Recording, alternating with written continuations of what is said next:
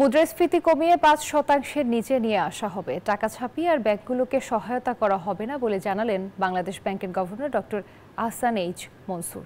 বৃহস্পতিবার ব্যাংকার SME নারী উদ্যোক্তা সমাবেশে পণ্য প্রদর্শনী ও মেলা ২০২৫ উদ্বোধনী অনুষ্ঠানে কথা বলেন গভর্নর। এ সময় তিনি বলেন, নারী উদ্যোক্তাদের ঋণ সহায়তা ৬% থেকে উন্নতিতে কাজ করবে বাংলাদেশ ব্যাংক। এছাড়াও নারী উদ্যোক্তাদের নানা চ্যালেঞ্জের কথাও তুলে ধরেন তিনি।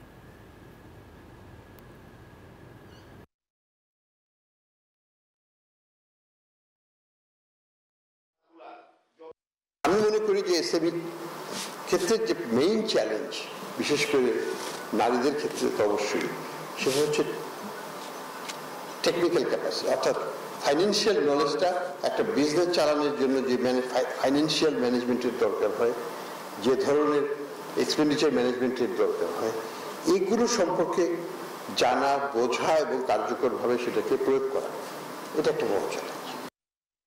বান্ডেল থাকলে প্রতি সেনমানিতে টাকা বাঁচবে। বিকাশ সেনমানি বান্ডেল কিনে জিতুন প্রতি লেনদেনে।